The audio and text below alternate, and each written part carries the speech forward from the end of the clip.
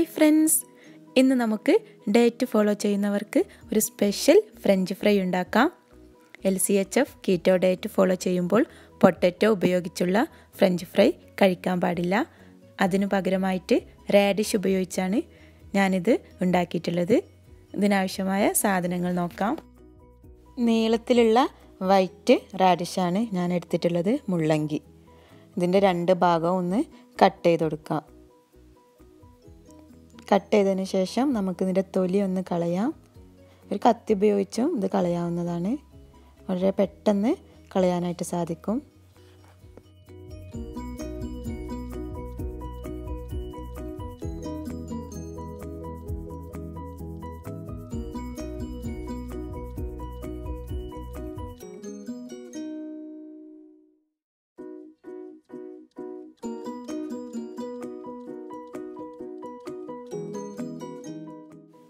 തൊലിയൊക്കെ കളഞ്ഞ് നന്നായി കഴുകിയെടുത്തിട്ടുണ്ട്. ഇനി നമുക്ക് ഈ രൂപത്തിൽ കട്ട് ചെയ്തെടുക്കാം. ഈ ഒരു നീളത്തിൽ കട്ട് ചെയ്യാം.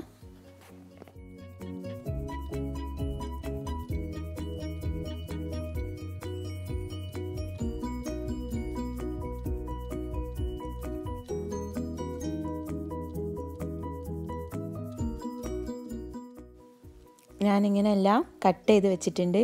ഇനി നമുക്കിത് ഫ്രഞ്ച് ഫ്രൈ രൂപത്തിൽ ചെറുതായി നീളത്തിൽ കട്ട് ചെയ്യാം.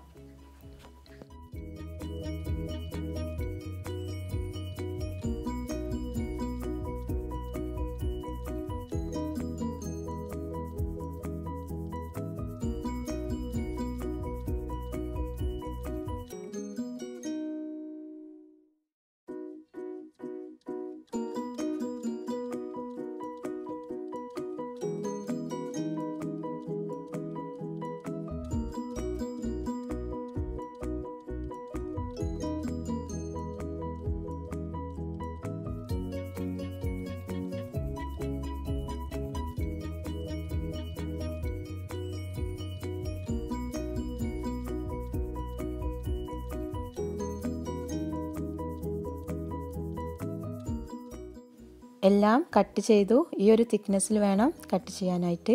ഇനി നമുക്കിതൊരു ബൗളിലേക്ക് മാറ്റാം.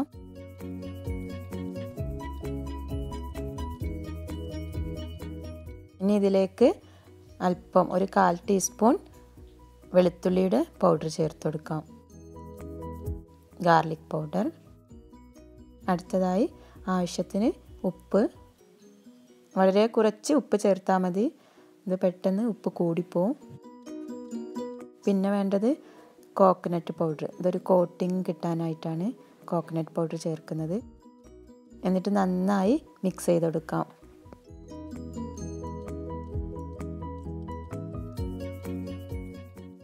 മിക്സ് ചെയ്ത് വെച്ചിട്ടുണ്ട്. ഇത് നമുക്കൊരു 15 മിനിറ്റ് റെസ്റ്റ് ചെയ്യാൻ വെക്കാം, നന്നായി പിടിക്കാനായിട്ട്.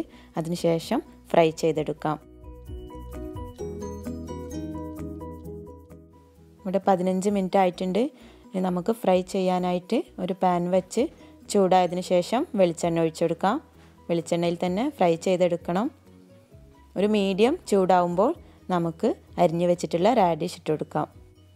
ഓവർ ചൂടാക്കിയെടുക്കരുത്, പെട്ടെന്ന് ഗോൾഡൻ കളറായി മാറും. മീഡിയം ചൂടിൽ തന്നെ ഫ്രൈ ചെയ്തെടുത്താൽ മതി. ഇത് വേഗത്തിൽ ഫ്രൈ ആയി കിട്ടും.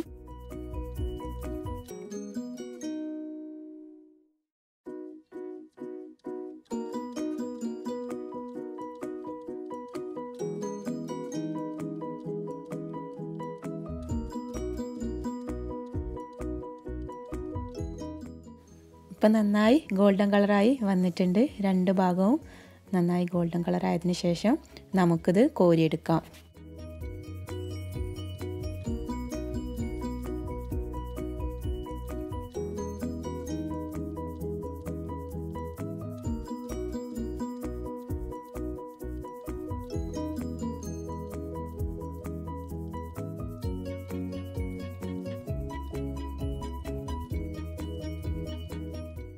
അപ്പോൾ ഒരു ട്രിപ്പ് ഞാനിവിടെ പൊരിച്ചെടുത്തിട്ടുണ്ട്.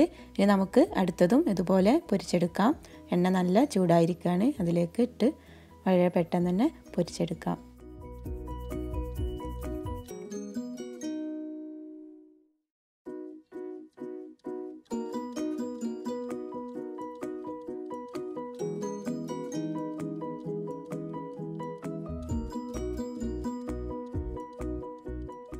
രണ്ട് ഭാഗവും ഗോൾഡൻ കളറായി വന്നിട്ടുണ്ട്. ഇനി നമുക്കിത് കോരി മാറ്റാം.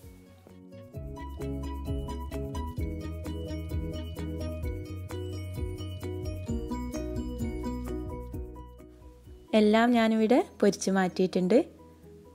നല്ല ക്രിസ്പിയാണ്. തേങ്ങാ പൗഡർ ചേർത്തതുകൊണ്ടാണ് ഒരു കോട്ടിങ്ങും ഒരു ക്രിസ്പിനെസ്സൊക്കെ കിട്ടാൻ കാരണം. നമുക്കിത് ചൂടോടെ തന്നെ കഴിക്കാം. കെച്ചപ്പും കൂട്ടാം. നല്ല ടേസ്റ്റാണ്. കീറ്റോ കെച്ചപ്പ് തന്നെ എടുക്കാൻ ശ്രദ്ധിക്കുക. ഈവനിങ്ങിനൊക്കെ ബട്ടർ കോഫിയുടെ കൂടെ കഴിക്കാൻ പറ്റിയ നല്ലൊരു സ്നാക്കാണ്.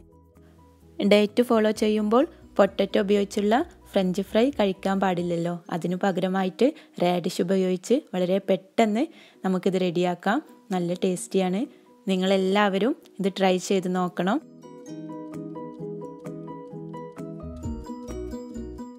വീഡിയോ ഇഷ്ടമായെങ്കിൽ ഷെയർ ചെയ്യാൻ മറക്കരുത്. വീഡിയോ കണ്ട എല്ലാവർക്കും നന്ദി. Thanks for watching.